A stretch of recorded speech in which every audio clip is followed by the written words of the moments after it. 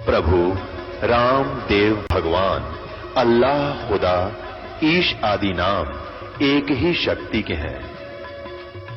वो कैसा है, कहां है, कैसे मिलता है, किसने देखा है? ये प्रश्नवाचक चिन्ह पूर्ण रूप से हटाने के लिए अवश्य सुनिए जगत गुरु तत्वदर्शी संत रामपाल जी महाराज के अमृत वचन सर्व पवित्र धर्मों के पवित्र शास्त्रों के आधार पर। परमात्मा स्वयं आते हैं, अपने मुख कमल से जो ज्ञान बताते हैं वो तत्व ज्ञान है, उसको सूक्ष्म वेद कहते हैं। वो 5वां वेद है और उस 5वें वेद के अंदर कंप्लीट कोर्स होता है परमात्मा के पाने का। कंप्लीट साधना है, कंप्लीट ज्ञान है, उसको तत्व ज्ञान कहते हैं। उस तत्व ज्ञान को तू चौथे अध्याय के 34वें श्लोक में कहा। फिर उस तत्व ज्ञान को जो परमात्मा अपने मुख कमल से आकर बोलता है, उसको तत्वदर्शी संतों के पास जाकर समझ।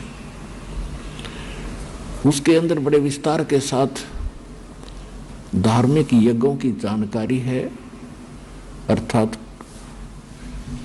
धार्मिक अनुष्ठानों की जानकारी दी गई है विस्तार के साथ कि कौन से कर्म करने चाहिए, कौन से नहीं, कौन सी भक्ति ठीक है, कौन सी गलत है।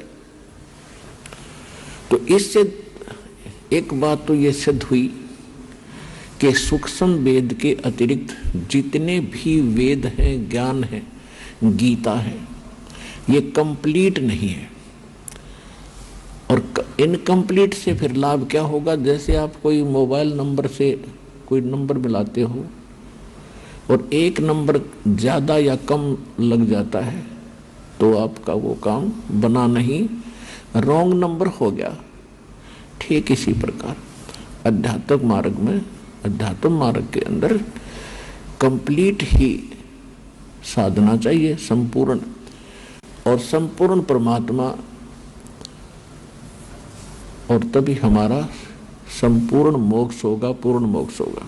तो आज आपको थोड़ा सा वो सूक्ष्म वेद सुनाएंगे और उस परमात्मा ने उसमें क्या जानकारी है इसकी थोड़ी सी विश्लेषण भी साथ साथ करेंगे।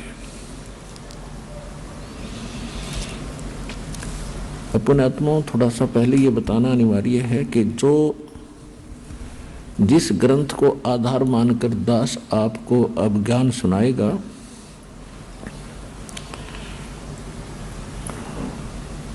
ये आदरणीय गरीबदास साहिब गांव छुडानी, जिला झज्जर, हरियाणा वाले की अमृतवाणी है। और इन गरीबदास साहिब जी का जन्म संवत 1774 यानी सन 1727 में हुआ था। जब ये 10 वर्ष के बालक हुए, इनको परमात्मा मिले थे, परमेश्वर मिले थे। आदरणीय गरीबदास साहिब जी का जन्म एक जाट किसान परिवार में हुआ था और छुडानी के अंदर इनके मामा थे, नानके थे। इनका मूल गांव करौथा, जिला रोहतक, हरियाणा के अंदर है। ये अपने नाना के यहाँ रहा करते थे। इनके पूज्य पिताजी वहाँ घर जमाई रहा करते थे।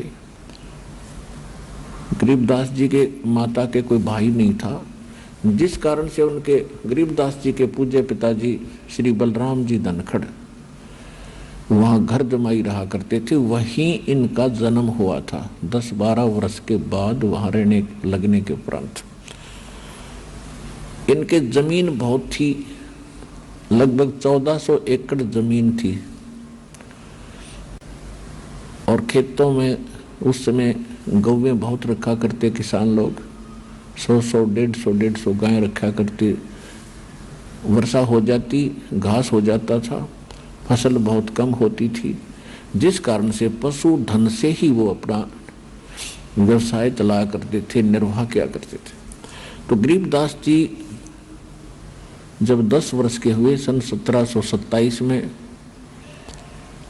परमात्मा सतलोक से आए और ये खेतों में गऊ चरा रहे थे, वहां परमात्मा आकर मिले। और भी अन्य ग्वाले थे, पाली थे, सब ने परमात्मा से कहा, एक साधु रूप में आए थे भगवान, जिंदा महात्मा के रूप में, और उन सब ने कहा था महाराज आप भोजन पाओ। परमात्मा ने कहा था भी भोजन तो मैं पाकर आया हूं अपने गांव से। आपका गांव कौन सा है महात्मा जी, आपका गांव कौन सा है? पालियों ने पूछा। परमात्मा ने बताया कि मेरा गांव सतलोक है। अब उनको पता नहीं था होगा कोई गांव कितने सतलोक भी होगा। फिर उन बच्चों ने, पालियों ने, क्योंकि बड़े उम्र के भी थे, 50 वर्ष के, 40 वर्ष के, कोई 20, कोई 10 वर्ष के, सबसे छोटे गरीबदास जी थे 10 वर्ष के। तो सभी ने प्रार्थना की कि देखो आप हमारे खेतों में आए हो, हमारे द्वार पर आए हो, हम साधु संत अतिथि को बगैर कुछ खिलाए पिलाए जाने नहीं दिया करते, हमारा ये नियम है, हमारी आत्मा दुख पावेगी, आप कुछ खा पी कर अवश्य जाओ। तो परमात्मा ने कहा भी दूध पिला दो। उन्होंने कहा जी दूध पी लो, फिर खाना नहीं खाते। तो परमेश्वर ने कहा कि मैं कुंवारी गाय का दूध पीता हूं। तो जो बड़े उम्र के पाली थे, मैच्योर से, वो कहने लगे बाबा जी आपकी नीत ठीक को नहीं, आप तो मजाक कर रहे हो हमारे साथ, आप दूध पीना ही नहीं चाहते। परमात्मा ने कहा भी देख लो, जब तुम्हारा ये नियम है तो मेरा ये नियम है, कुंवारी गायों का दूध पीता हूं। गरीबदास जी खड़े हुए, जाके एक कुंवारी बछिया को ले आए और कहा महाराज जी इसका बच्चा भी नहीं पैदा हुआ, ये दूध कैसे देगी? तो परमात्मा ने कहा कि तुम्हारे पास दूध निकालने का कोई पात्र है? तो गरीबदास जी एक छोटा सा मटका उठा लाए, ये लो जी साफ करके रखा है। परमात्मा ने कहा कि इसके नीचे रखो, सतन के नीचे। गरीबदास जी पकड़ कर बैठ के, परमेश्वर खड़े हुए साधु महात्मा के जिंदा के रूप में थे और गऊ के ऊपर ने थपकी मारी, लंबे लंबे सतन हो गए, अपने आप दूध चल पड़ा, पात्र भर गया, दूध बंद हो गया।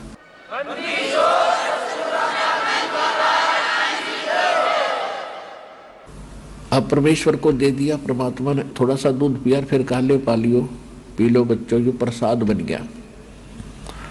अब ऐसे ज्ञान की कमी के कारण जो बड़े बड़े पाली थे उठकर चले गए कि जादू जंत्र का दूध है, कुंवारी गाय का दूध है, हम पीवे को नहीं, पाप का है। तो और तेरी जात का पता नहीं तो कौन सी जाति का है, झूठा कर दिया। ओनली गरीबदास जी कहते पिछले तब से होते हैं पूर्ण हंस मुराद, साधों से ती मस्करी 94 खुशहाल, मल अखाड़ा जीतेंगे ये युगन युगन के माल। तो युगन युगन के पहलवान जो पहले से एक्सरसाइज करते आ रहे हैं, जब आमना सामना होगा दो पहलवानों का तो वही विजयी होंगे जो पहले से एक्सरसाइज कर रहे हैं। तो गरीबदास जी उनमें से एक ऐसे पहलवान थे जो युगों युगों से अपनी पहलवानी करते हुए आ रहे थे और परमात्मा उनके लिए वहां पहुंच गए। उन्होंने कहा लाओ भगवान, हे महाराज जी आपका जूठा दूध, आपका प्रसाद हमारे भाग में कब कब हो। ऐसा कह के उन्होंने कुछ दूध पिया, बाकी रख दिया। तो परमात्मा ने अधिकारी जानकर उसको खूब समझाया, ज्ञान दिया। सब पाली उठकर चले गए दूर, आधा किलोमीटर दूर चले गए पशुओं को लेकर के। कहने का भाव ये है, परमात्मा उनको समझाकर अपना गवाह बनाने के लिए, आपके लिए एविडेंस तैयार करने के लिए कि कबीर इज गॉड, इस समय के लिए सतलोक लेकर गए, ब्रह्मा विष्णु महेश के लोक दिखाए, ब्रह्मा विष्णु महेश से साक्षात्कार करवाया, उनके मुख से कहलवाया कि हम जन्म मृत्यु होती है, हम अविनाशी नहीं है। धर्मराज के दरबार में गए, धर्मराज ने जो यहाँ एक ब्रह्मांड का न्यायाधीश है, चीफ जस्टिस है, उसके सामने ब्रह्मा विष्णु महेश की हिम्मत नहीं जाके कुछ बोलने की। और जब परमात्मा उसमें प्रवेश हुए, अपने आप कुर्सी छोड़कर खड़ा हो गया वो धर्मराज, क्योंकि अध्यात्म जो मार्ग है उसमें अध्यात्म ही अट्रैक्शन और एक्शन होते हैं। परमात्मा के जाते उसके बस की बात नहीं रही कि कुर्सी पर बैठा नहीं, खड़ा हो गया और करबद्ध हुआ। और परमात्मा कबीर जी जिंदा महात्मा के रूप में नीचे से गए थे, वो उनको खुरका धमका रहे हैं, जैसे उच्च अधिकारी छोटे अधिकारियों को धमकाते हैं। धर्मराय दरबार में देई कबीर तलाक, मेरे भूले चूके हंस को तू पकड़िए मत कजाक। जैसे बड़ा अधिकारी छोटे अधिकारी को आदेश भी देता है और साथ में उसको सतर्क करते हुए डांट भी लगाता है, इस प्रकार परमात्मा वहां बोल रहे हैं। और गरीबदास जी देख रहे हैं, बाबा जी तो कमाल का आदमी है, इसकी तो बड़ी पावर है, इतना बड़ा देवता खड़ा हो गया, कुर्सी छोड़ के सिंहासन छोड़ के खड़ा हो गया। तो परमात्मा ने कहा कि सुन ले धर्मराज, जिसने मेरा नाम ले लिया, मेरा जो अनुयायी है, उसका तू अकाउंट भी मत करना। तब धर्मराज ने कहा कि बोले पुरुष कबीर से धर्मराज कर जोड़े, आपके हंस को पकड़ू नहीं मन 2 लाख करोड़े। फिर क्या कहता धर्मराज कि मैं आपके हंस को नहीं पकड़ूंगा दाता, लेकिन मेरे सामने एक समस्या है कि आज तक आपकी शरण में आने से पहले इन्होंने जो जो पाप और पुण्य किए हैं वो दोनों अकाउंट मेरे पास इनके सुरक्षित हैं, और मैं केवल कर्म आधार से ही इनको सुख और दुख का विधान बनाता हूँ।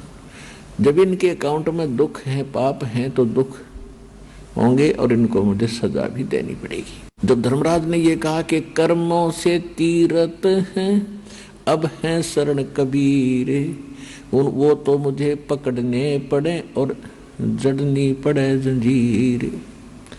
परमात्मा क्या बोले, तेरे कर्म भरम ब्रह्मांड के मैं पल में कर दो नेश, जिन हमारी दुहाई दी सो करो हमारे पेश।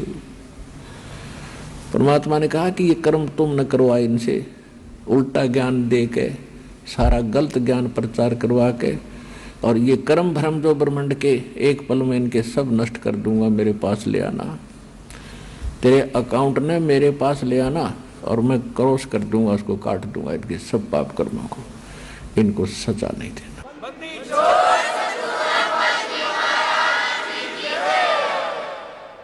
पुण्यात्मा, अध्यात्म मार्ग का अपने को कह भी पता नहीं था आज तक, और हम जिन गुरुओं को गुरु मानते थे वो गुरु नहीं थे, वो टीचर नहीं थे। जो टीचर हमारे अपने अध्यात्म बुक से, होली बुक से के ज्ञान से परिचित नहीं, तो टीचर कैसा? जो अध्यापक अपने पाठ्यक्रम से अपरिचित है, उसके अतिरिक्त ज्ञान सुना रहा है, तो आदमी ठीक नहीं, वो टीचर ठीक नहीं।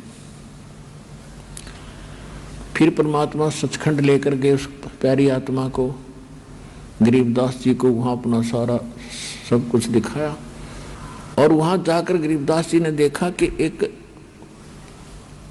अन्य रूप में वही परमात्मा सिंहासन पर बैठे, जैसा राजा बैठता है, सिर पर मुकुट है, हीरे पन्ने जड़े हुए हैं, सिंहासन बहुत सुंदर है, बहुत बड़ा एक छतर उनके सिर के ऊपर है सफेद, और एक बहुत बड़ा गुम्बद, मंदिर नुमा गुम्बद है, उसके सेंटर में भगवान विराजमान है।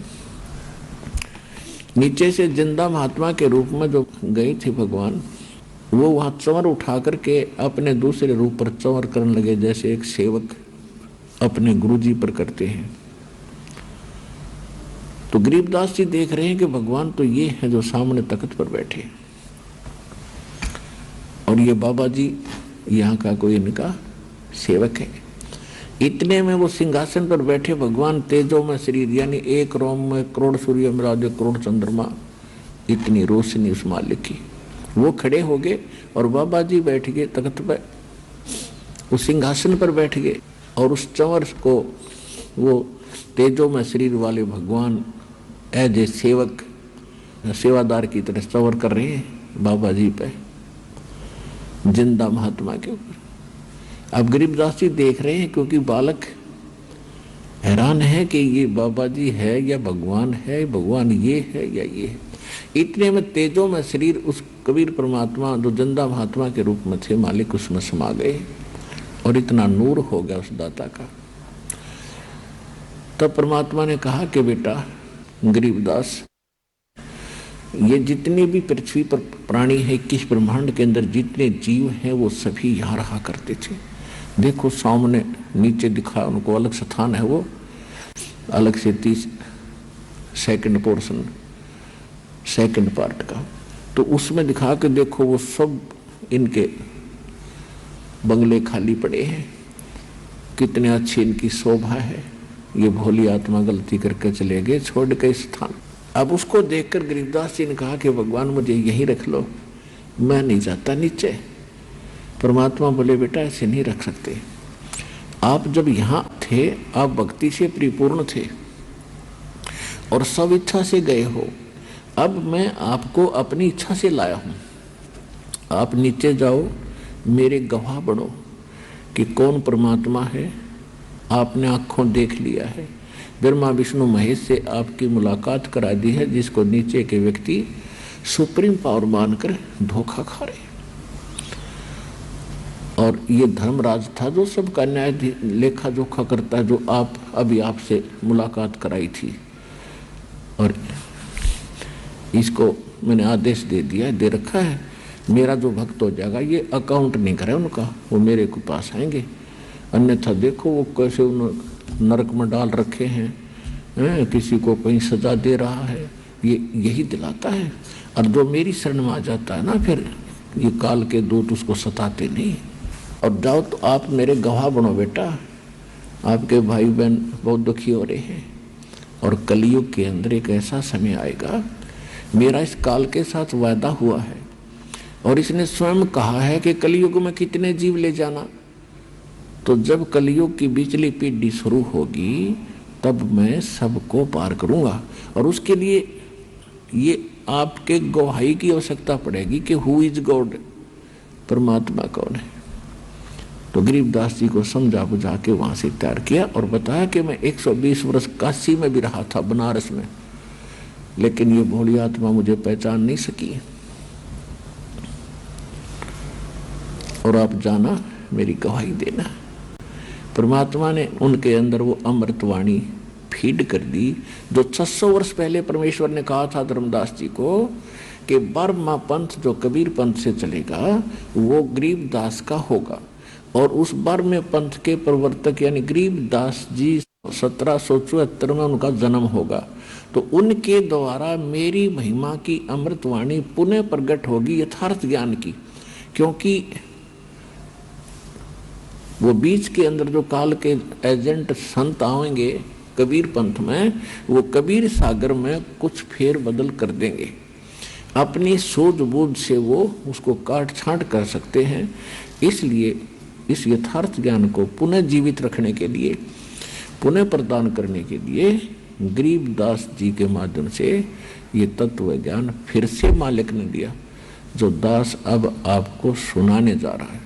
तो उसके बाद गरीबदास जी को वापस छोड़ दिया। उधर से क्या हुआ कि बच्चे को मृत जानकर देखा, हिलाकर वो गिर गए, मृत जानकर शमशान घाट पर रख दिया था, चिता पर रख दिया था। अग्नि लगाने वाले थे, तभी परमात्मा ने उनकी आत्मा को वापस भेज दिया। उसके बाद उस परमपिता से प्राप्त ज्ञान को, आंखों देखे ज्ञान को किस प्रकार बोला। ग्रीव कस्तूरी नाम कबीर है, ये बिन छेड़े मैं कंते, आद अंत की कहते हूँ पटतर कोई न संते, नैनो मद निरखत रहे अवगत नाम कबीर, बेड़ा पार लगाए दे सुरत सरोवर तीर, दो नैनो बिच कमल है उजल हिरंबर धाम, शेष शेष पुन रटत हैं जिन्होंने पाया वो राम, शेष 88 ना गए ये 2400 पर चोखे, 3300 पर तलब है कोई बकरा कोई बोके, शेष 88 5 में और 25 को पूछे, ये तो अस्थिर है नहीं, कभी मुकाम कभी कूचे। 10वां तो अवतार है, 10वां जो अवतार है, हिमालय का नीरे। भौतिक गोते खाएंगे, नो सतगुरु कहे कबीरे। ना सतगुरु जननी जन्या, जाके माने बाप। पिंड ब्रह्मंड से रहित है, जाना तीनों ताप। शब्द संदेशा कहते हूँ, बिन बिन भेद विचारे। इनको माया जानियो, ये 9 10वां अवतार। कृष्ण कन्हैया राम है, बलि 52 अवतार। हिरणाकुश नरसिंह है, ये सब माया विस्तार। वो तो अचल अनूप है, नूरी देह शरीर। ये करता हो उतरे, ये माया के रघुबीर। धरता को करता कहें, ये बड़ा अंधेसा मोहे। पारस पद भेंटा नहीं, तो जिसको कहिए लोए। लोक अलोकम दीप सब, ये पूर्ण पद प्रकाश। धौल धरणी सब जावेंगे, थिर रैसी आकाश। गरीब आकाश नाश में है नहीं, और सब का नाश। शब्द अतीत सुभान है, तिथि 12 ने मास 12 मास। अब क्या बताते हैं परमात्मा से परिचित ज्ञान से गरीबदास जी के कस्तूरी नाम कबीर है। बिन छेड़े मैकंत, कस्तूरी के अंदर से अपने आप सुगंध आती रहती है, उसको छेड़ने और करेलने की आवश्यकता नहीं पड़ती है। कि कबीर परमात्मा में इतनी शक्ति है, उसके संपर्क में आने के बाद पल पल में आपको महसूस होगा कि मुझे किसी की शरण प्राप्त हुई है। फिर क्या बताते हैं कि जहां पर कबीर परमात्मा रहते हैं, शेष 88 ना गए, वो 2400 पर चौक है। 3300 पर तलब है, कोई बकरा कोई भोग। कबीर परमेश्वर ने कहा है कि सुर नर मुनि जन 33 करोड़ी, बंदे सभी काल की डोरी। फिर शेष 88 5 में इन 2500 को पूछे, ये तो अस्थिर है नहीं, कभी मुकाम कभी कूचे। अब सभी की सतिथि बता रहे गरीबदास जी, क्योंकि ये सूक्ष्म वेद है, ये वेद है। केवल ये चौपाई और दोहे नहीं है, इनके अंदर गूढ़ रहस्य है, जिस कारण से इनको आज तक हम समझ नहीं सके।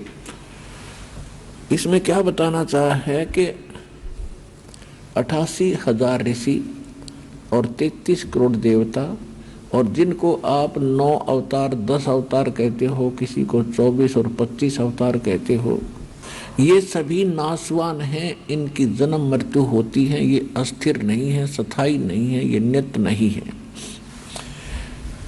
और आप यहाँ इस लोक में आकर गलत साधना करके, और क्या स्थिति होगी आपकी। मेरे हंसा भाई हंस रूप था जब तू आया, अपना स्वरूप भूल में भूला, तात जीव कहाया। मेरे हंसा भाई हंस रूप था जब तू आया। जब तो सतलोक से आया, एक नेक आत्मा था, भक्ति से परिपूर्ण था, एक लाल था।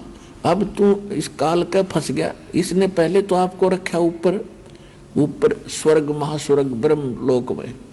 वहां ये क्या करता है, आपकी पूंजी से आपके पुनः को वहां सारे डिपॉजिट करवा लेता है जाते ही, और उनमें से अपना इसने विधान बना रखा है। जैसे जैसे रेस्टोरेंट बना रखे हैं, कोई लोक, कोई ब्रह्म लोक में भी कई प्रकार के रेस्टोरेंट हैं। तो जो जिस रेस्टोरेंट में यानी उन स्वर्ग में रहना चाहता है, उनके टैक्स लगाता है और सारी सुविधाएं तुम्हें देता है। आपके पुण्य जब वहां से खत्म हो जाते हैं तो आपको पृथ्वी पर पटक देता है कर्म भोगने के लिए। अब आप निर्धन हो गए उस भक्ति धन से, और आपको ऐसा अज्ञान बना दिया, आप में ऐसा ज्ञान भर दिया कि आपको केवल यहाँ कोठी बंगले और ये प्लाट प्लॉट यही दिखाई देते हैं, इससे आगे कुछ सूझता ही नहीं। परमात्मा आते हैं, ज्ञान नेत्र हमें देते हैं, तब हम कुछ सोचने पर विवश होते हैं कि केवल यही काम नहीं था। अब क्या बताते हैं गरीबदास साहिब जी परमात्मा से प्राप्त ज्ञान को, कि लाल से हीरा भया, हीरे से भया मोत, मोती से शीशा भया, जो बिसरा जात और गोत, सोने से चांदी भया, चांदी से भया रूप, रुपए से शीशा भया, जाना नहीं स्वरूप, जस्त भया तांबा भया, यो मन हो गया रांग, शब्द मैल जाना नहीं, यो नाहक धारा सांग, पीतल से कांसा भया, कांसे से भया लोह, लोहे से माटी भया, जब व्याप्या दिल द्रोह, कौड़ी गिट्टी शंख ले ये दरियाओं की झाल, इन बातों क्या पाई ये कर सतगुरु नजर निहाले।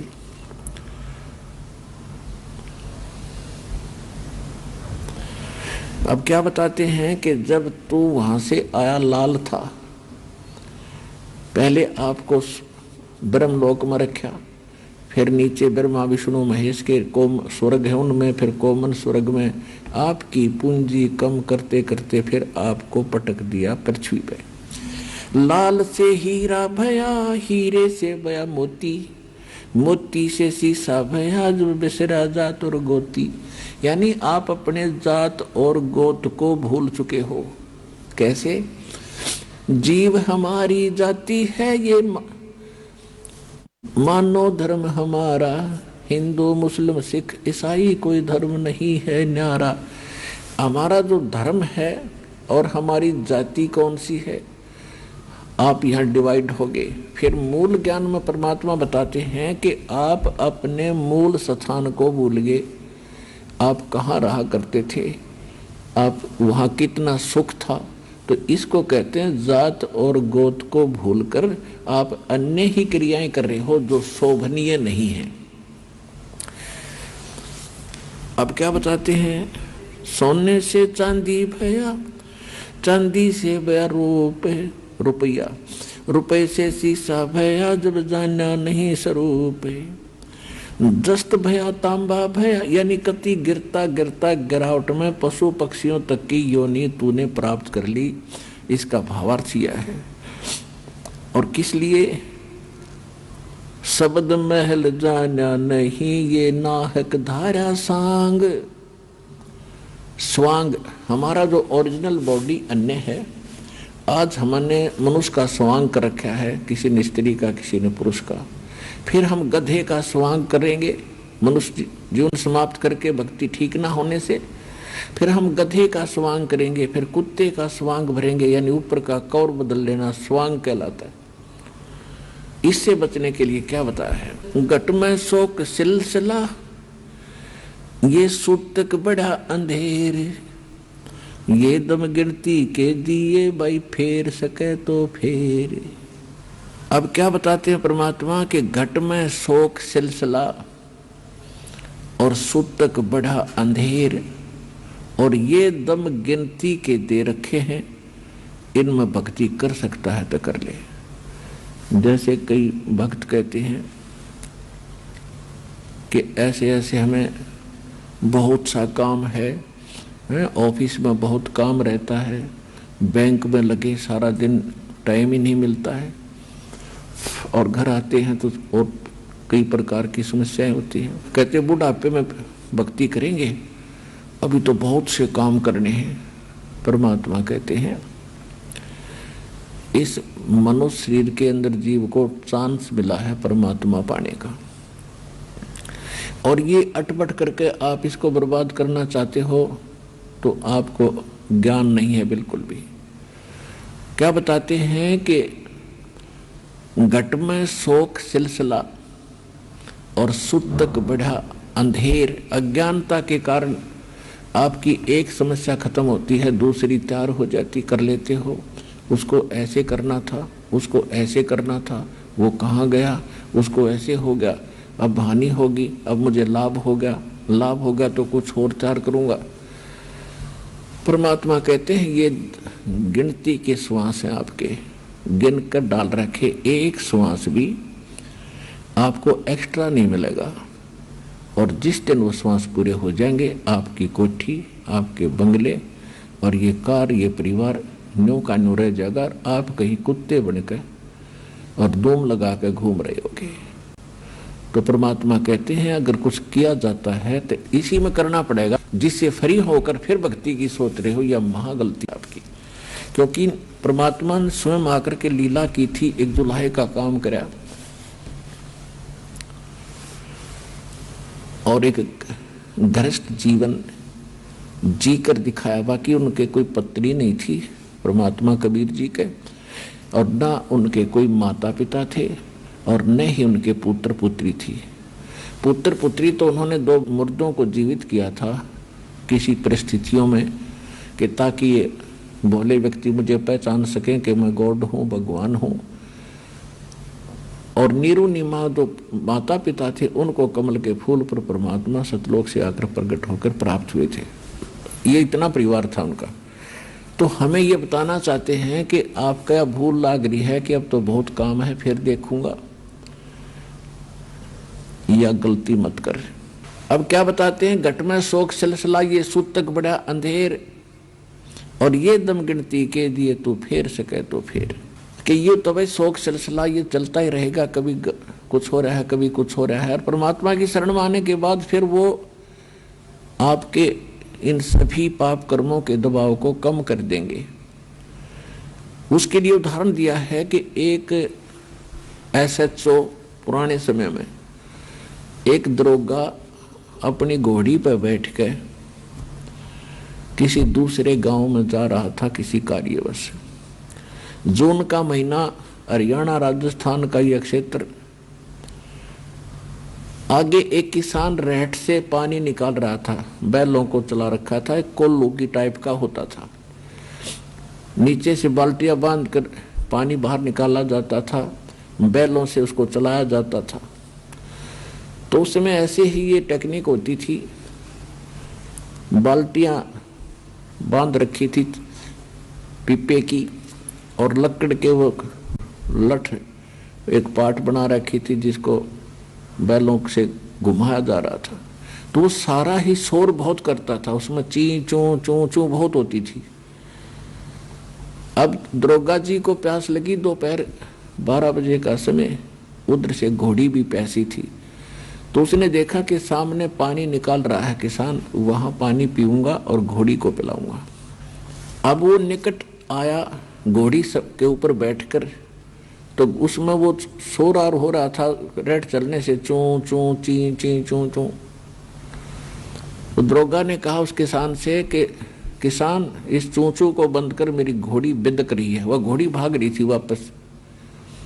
उसने वो रेट बंद खड़े कर दिए, बैल रोक दिए, वह चू चू बंद होगी। वो घोड़ी को लेकर निकट आया तो तब तक पानी फील्ड में, खेत में जा चुका था, पानी पी लिया था खेत में, पीने योग्य स्टॉक नहीं था। तो दरोगा जी ने कहा किसान पानी निकाल। उसने बैल चलते कर दिया, फिर चू चू हुआ, घोड़ी फिर भाग गया 10 किला दूर। तो उसने कहा ये चू चू बंद कर। किसान ने फिर बैल रोक दिया, फिर निकट आया, पानी नहीं मिला। उसने कहा फिर पानी चला, पानी चलाते वो फिर चू चू शुरू हुई, घोड़ी भाग गई। तब किसान ने कहा दरोगा जी, इस चू चू में पी लो, पीना है इतना, दोनों मरोगे, क्योंकि पानी चू चू में मिलेगा।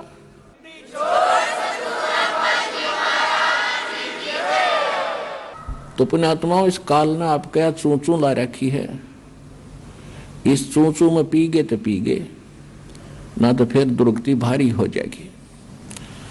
घट में शोक सिलसिला ये सुतक बड़ा अंधेरे, ये दम गिनती के दिए भाई फेर सके तो फेर। ये सांस का सेवन कर सके तो कर ले, ना तो यो एक दिन समाप्त हो जाएंगे आपके। बाका पर्दा महल का कोई न जाने भेवे, बिन सतगुरु क्यों पाइए ये अटक रहा सुख देवे।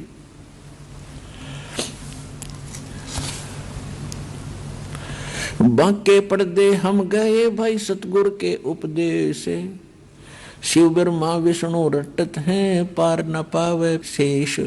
मौला कहो मुर्शिद कहो खालिक कहो खुदा, अल्लाह कहो अलख कहो आवागमन न जाए।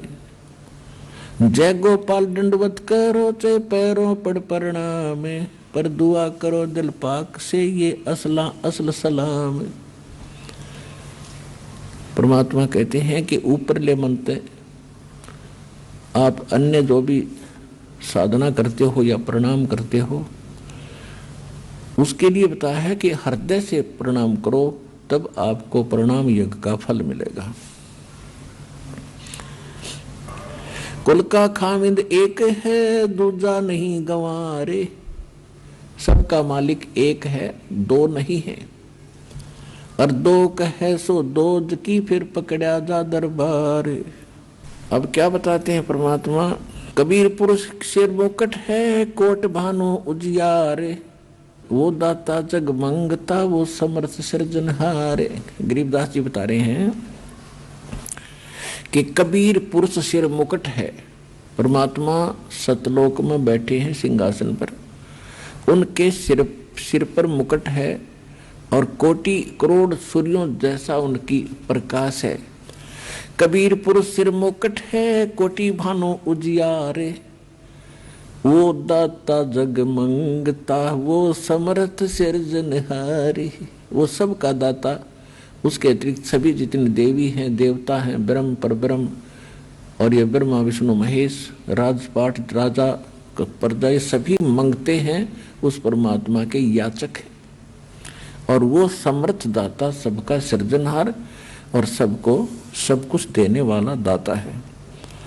जोग जीत करुणा में ये मुनिंद्र कहो कबीर, 12 पंथ चलाई या फिर डगे बदावे धीरे।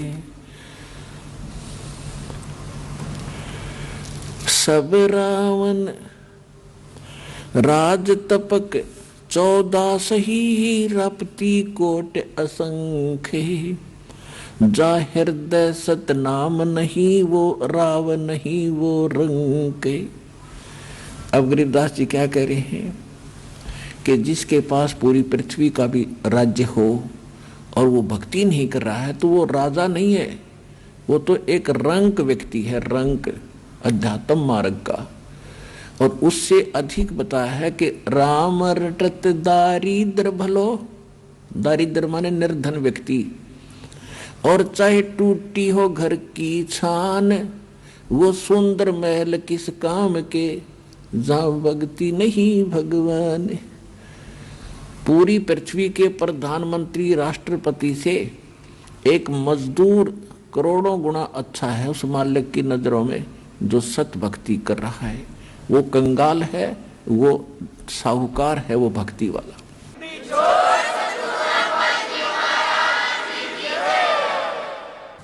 सब रावण पति रावे है, जक रोम रोम धुन हो, दम खाली नहीं नाम बिना छत्रपति है सोए।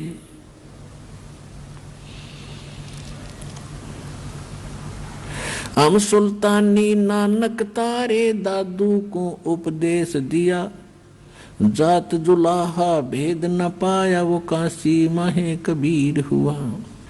नानक तो निर्भय किया वही गुरु सत जाने, अदली पुरुष पिछाणिया वो पूर्ण पद निर्वाणे।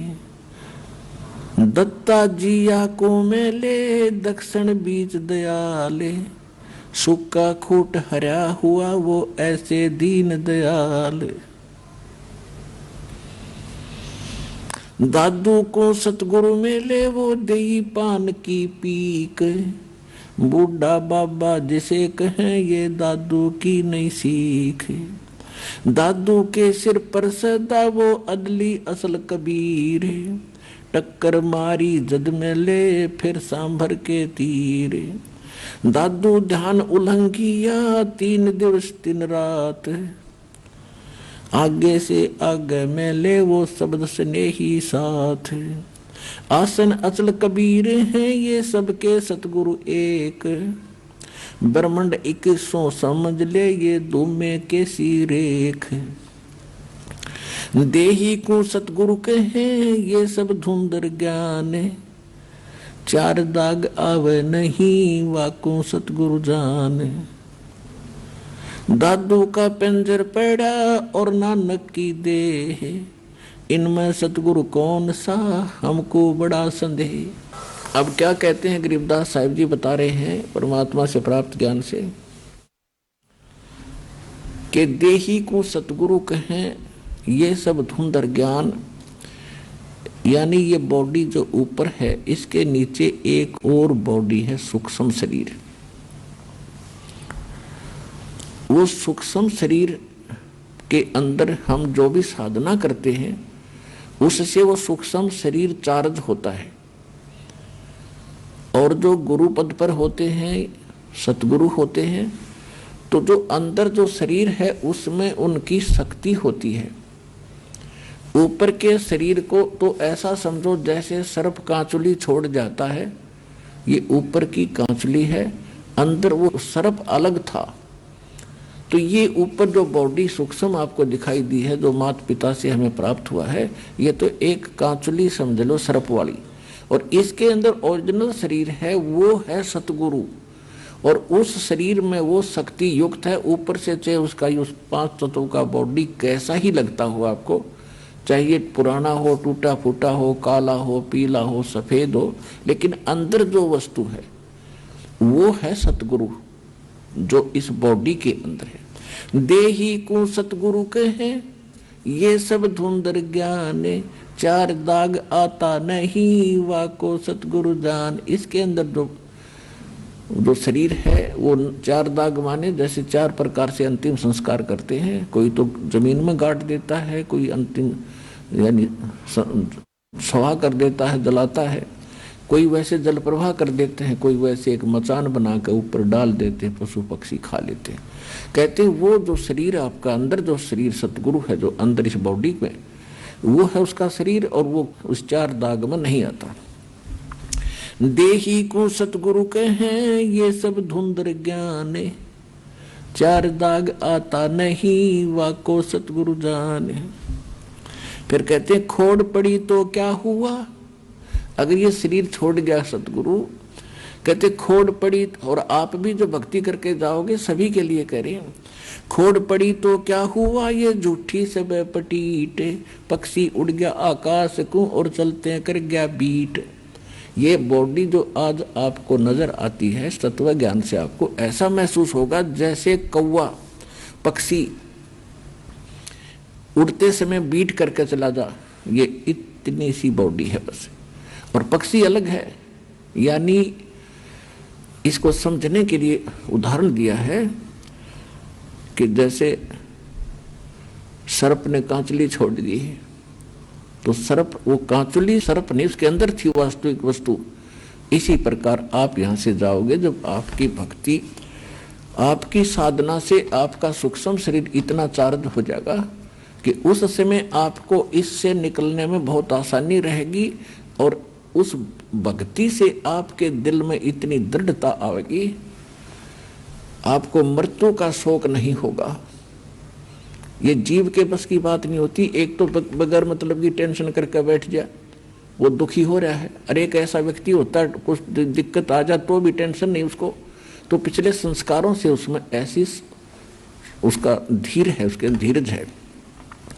ऐसी भक्ति से आपके अंदर ये क्वालिटी आती चली जाएगी। कृष्ण कन्हैया राम को ये जीव कहे करतारे, और शरीर पड़ा भगवान का इनको देख विचारे। कि तुम राम कृष्ण को भी परमात्मा मानते हो, जीव संज्ञा के व्यक्ति, ये भी मरे, ये भी छोड़ गए शरीर, कहते आकार भार ठारे नहीं, ये पांचों तत्व मिल जावे, और चार जुग जो तन रहे तो भी दे गिरे सत भाई। कहते हैं यदि इतनी लंबी उम्र भी आप बना लोगे, 4 युग तक की भी जीवन प्राप्त कर लोगे, एक दिन फिर भी मृत्यु होगी। तो उसके लिए क्या बताते हैं, यह जीवन सत सुफल है जब तक राम रटनते, देखोरी को जान दे भरम पड़े हैं पंथ। कि ये जीवन चाहे कितना ही आपका जितना भी है, इसमें इसकी सफलता उसी में है जब तक आप भक्ति करते हो, और भक्ति नहीं करते हो तो चाहे चारों युग भी जीवित रहना कोई यूज नहीं इस जीवन का। फिर क्या बताते हैं, सतगुरु साहेब एक है दूजा भरम विरोधे। अब गरीबदास जी स्पष्ट कर रहे हैं कि सतगुरु और परमात्मा एक ही होते हैं, और दूसरा उसमें कोई समझता है तो उसकी अपनी बुद्धि के सत्र में कमजोरी है। सतगुरु साहेब एक है ये दूजा भरम विरोधे, बिन सतगुरु सूझे नहीं चाहे पढ़ो 18 बोधे। बिन सतगुरु के आप चाहे वेद पढ़ो, 18 बोध पढ़ो, कितना ही ज्ञान ग्रहण करो, आपको कुछ भी समझ नहीं आवेगा। गुरु बिन काहु न पाया ज्ञाना, जो थोथा बुछड़े मूड किसाना। गुरु बिन वेद पढ़े जो प्राणी, समझन सार रहे अज्ञानी। और फिर क्या करें गरीबदास जी, सतगुरु और साहेब एक ही समझना। यानी ये ज्ञान जो आज आपको मिल रहा है, ये भगवान बिना नहीं बताया जा सकता, और भगवान इस दास पर राजी है। ऐसा अनमोल ज्ञान ऋषि मैं ऋषि ब्रह्मा विष्णु महेश शर पटक कर मर गए, चले गए। इनको वेद समझ नहीं आई, इनको गीता समझ नहीं आई, इनको पुराणों का ज्ञान नहीं। गुरु मानुष कर जानते ते नर कहिए अंध, ओवे दुखी संसार में फिर आग काल के फंद। तो यहां भी गरीबदास जी कह रहे हैं, सतगुरु साहेब एक है ये दूजा भरम विरोध, और बिन सतगुरु सूझे नहीं चाहे पढ़ो 18 बोध। गल घोटा गुरुआ गणे ये फांसी दे अड़ाए, और 12 तिलक बना के फिर जमपुर दे धकाए। अब क्या बता रहे हैं गरीबदास जी कि ये झूठे गुरु, ये गल घोटा गुरु घने कह देते हैं गुरु बदलना नहीं चाहिए, और गुरु का पद प्राप्त करके ये कोरा नकली ज्ञान देते हैं। उनके विषय में कहते हैं गल घोटा गुरु गणे, और ये फांसी दे अड़ाए, बांध देते हैं इनको कि ये मेरे शिष्य हैं, किसी और की सत्संग में नहीं सुनना है, और उनके पास ज्ञान नहीं है। तो कहते हैं 12 तिलक बना के 12 तिलक माथे का बना लेंगे, बड़ा महापुरुष और विद्वान नजर आवेगा, और कहते हैं फिर काल के लोक में धक्का दे देते तुमको गलत साधना करवा के। अब क्या बताते हैं, झूठे गुरु का नाक ले और फिर श्रवण और नैने, सतगुरु बोले साख ये दूर कर फोकट फेन। अब यहाँ गरीबदास जी थोड़ा सा उनको सतर्क कर रहे हैं और धमका रहे हैं कि कितने नालायक आदमी है जो झूठे गुरु हैं, इतने अनमोल जीवन को नाश कर रहे हैं। एक श्वास मनुष्य जीवन के एक श्वास की कीमत बताते हैं। कबीर कहता हूँ कहीं जाते हूँ और कहूँ बजा के ढोले, श्वास जो खाली जात है भाई 3 लोक का मोले। एक मनुष्य का सांस कितना कीमत है, और ये एक मनुष्य जीवन को बर्बाद कर देते हैं जिसमें करोड़ों अरबों सांस जाते हैं उनके। तो कितना नाश कर दिया इन लोगों ने, कितनी हानि कर दी, तो उनको कितना दंडित करना चाहिए वो बता रहे हैं। झूठे कहते झूठे गुरु को झटक दे और शिष्य स्वामी को फूके, या मैं दोष जरा नहीं शब्द कहा हमको के। अब यहाँ गरीबदास जी यानी एक ऐसे भाव से कह रहे हैं ये, क्योंकि साधु संत किसी को फूकने के लिए या मारने के लिए नहीं कहते। नो कह रहे न फूक दे परे न, यानी एक तरफ पटक दे, हमारा काम नहीं, बस इतनी सी बात है। कहते झूठे गुरु को झटक दे और शिष्य स्वामी को फूके।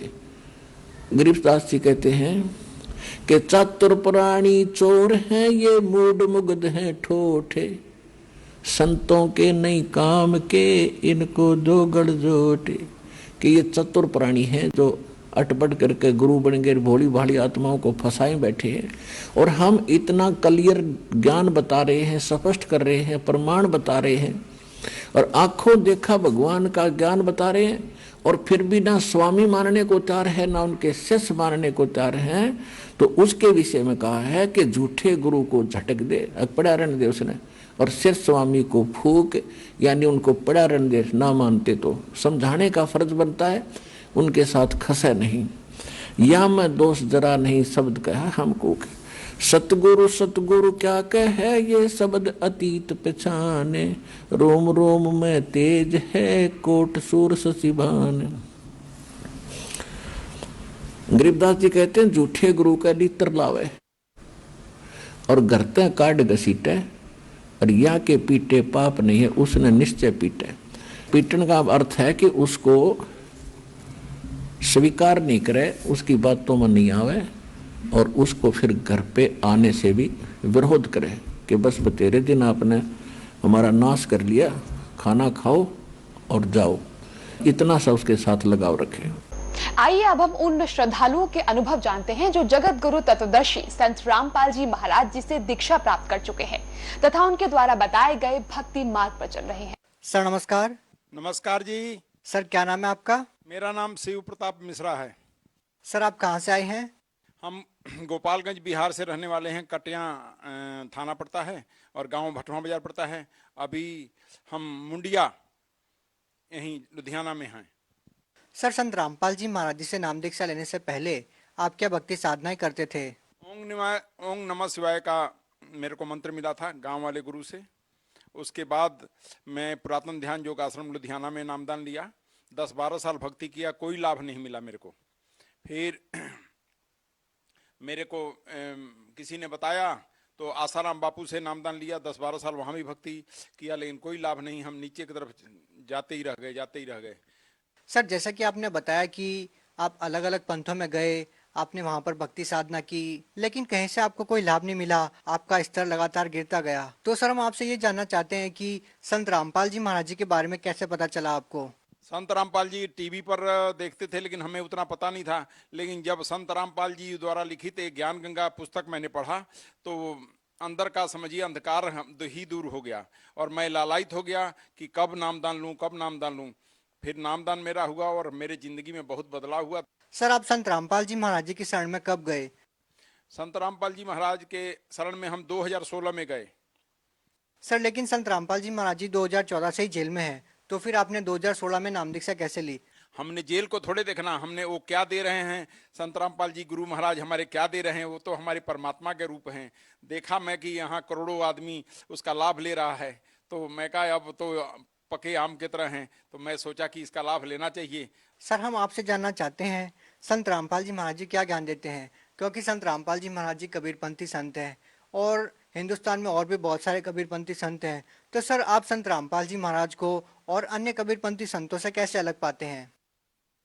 उनके ज्ञान का सर जी ये है कि वो कुछ और भक्ति बताते हैं। मैंने कई बार कंठी बांध लेना, तुलसी जी का माला पहन लेना, यहाँ वो सब आडंबर नहीं है। मैंने देखा ये सीधा गीता से ही ज्ञान देते हैं, लेकिन सीधा उसमें लिखा हुआ है, हमने पढ़ा भी है कि उससे अगर तेरे को अर्जुन अगर मोक्ष लेना है तो मेरे से नहीं, कृष्ण भगवान से वो सवाल कर रहे हैं। कृष्ण भगवान बोले मेरे से नहीं, जो काल उनके अंदर बोल रहा था, मेरे से नहीं, उस परमात्मा से मिल, तब जाकर के तू मेरे धाम आएगा। सर आपने बताया कि संत रामपाल जी महाराज गीता के अनुसार ज्ञान देते हैं। सर हिंदुस्तान में बहुत सारे संत हैं, शंकराचार्य हैं, महामंडलेश्वर है, वो भी तो गीता के अनुसार ज्ञान देते हैं, क्या उनको कोई ज्ञान नहीं है?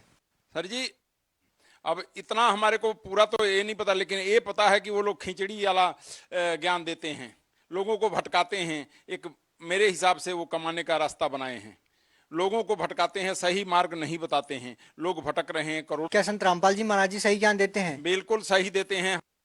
सर अगर संत रामपाल जी महाराज सही ज्ञान देते हैं तो उनसे लाभ भी मिला होगा।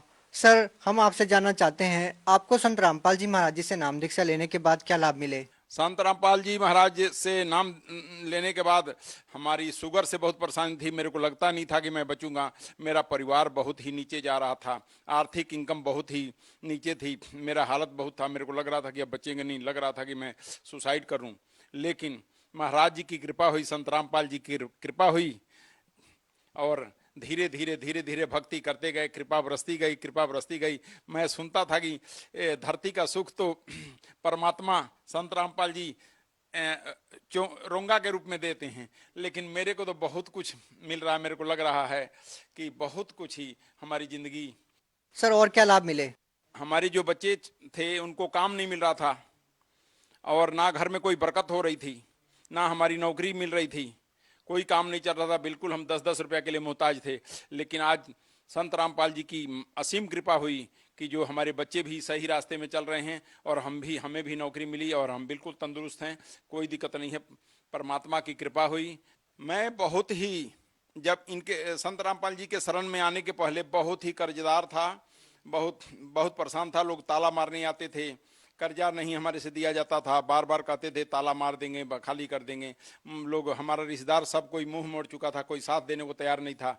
लेकिन संत रामपाल जी की शरण में आने के बाद पता नहीं कैसे जादू की तरह हमारा कर्जा दूर हो गया और हम बिल्कुल खुशहाल जिंदगी जी रहे हैं। बहुत ही रामपाल जी महाराज, संत रामपाल जी महाराज की कृपा हमारे ऊपर हुई है और हमारे पर ही नहीं हुई है, लाखों करोड़ों लोगों के ऊपर हुई है। उसका लाभ लोग ले रहे हैं और आगे भी लोग बढ़ते जा रहे हैं। सर, आपको और क्या लाभ मिले? मेरे को लाभ मिला, घर में हमारी परेशानी, कोई भी काम हमारा चल नहीं रहा था, काम नहीं मिलता था, हमारा बिजनेस ठप हो गया था। लेकिन धीरे धीरे हम अब आगे की तरफ रास्ता हमें मिल चुका है और हमें उम्मीद है कि बहुत आगे जाएंगे। बहुत ही कृपा है। लेकिन सर, आप समाज के लोगों को कैसे समझा पाओगे, क्योंकि संत रामपाल जी महाराज जी जेल में हैं, उनके ऊपर देशद्रोह जैसे आरोप लगे हैं। जो संत जेल में है वो संत सही है और जिन संतों के लाखों में शिष्य हैं वो संत गलत है, ये कैसे सिद्ध कर पाओगे आप? मैंने देखा है इतिहास उठा करके कि जितने भी सच्चे अनुयायी हैं, जितने गुरु महाराज जो भी हुए हैं, चाहे गुरु नानक देव हुए हैं, चाहे गुरु गोविंद सिंह, सबके ऊपर ये दुनिया वालों ने अत्याचार किया है। तो हमारे महाराज जी के पर भी अत्याचार ये गुरु जी का लीला है। मेरे को तो यही लगता है कि ये परमात्मा संत रामपाल जी की लीला है। ये लीला कब समाप्त करेंगे उन्हीं के हाथ में। मेरे को तो लग रहा है एक दिन बिल्कुल सफेद दूध की तरह सामने आकर के लोगों के सामने, तब तक कितने लाखों करोड़ों शिष्य नामदान ले रहे हैं, उसका लाभ ले रहे हैं। सर, संत रामपाल जी महाराज जी जेल में हैं, आप क्या मानते हैं, क्या संत रामपाल जी महाराज जी सच में निर्दोष हैं? और उनको जेल में बंद की है बदनाम करने के लिए। लेकिन लाखों करोड़ों भक्तों का जब उनके ऊपर, संत रामपाल जी के ऊपर विश्वास है, तो एक दिन दूध का दूध, एक दिन पानी के पानी होके रहेगा। क्या आपको पूरा विश्वास है संत रामपाल जी महाराज बाहर आएंगे? बिल्कुल बाहर आएंगे, वो तो उनकी लीला है। वो तो चाहे तो आज ही आ सकते हैं, मेरे को तो ऐसे लगता है। सर, आप भगत समाज को क्या संदेश देना चाहते हैं? भगत समाज को हम ये संदेश देना चाहते हैं कि जितना जल्दी हो सके संत रामपाल जी महाराज का लिखा हुआ किताब पढ़िए और उसका लाभ उठाइए और लोगों को संदेश दीजिए। अपने जिंदगी को भी सुखी बनाइए, लोगों को भी सुखमय जिंदगी का संदेश दीजिए। और नशा बहुत लोग छोड़ रहे हैं। गुरुजी हमारे जेल में हैं, लेकिन उसके बाद भी मेरे को लगता है कि करोड़ों आदमी नामदान लिए हैं। जी धन्यवाद।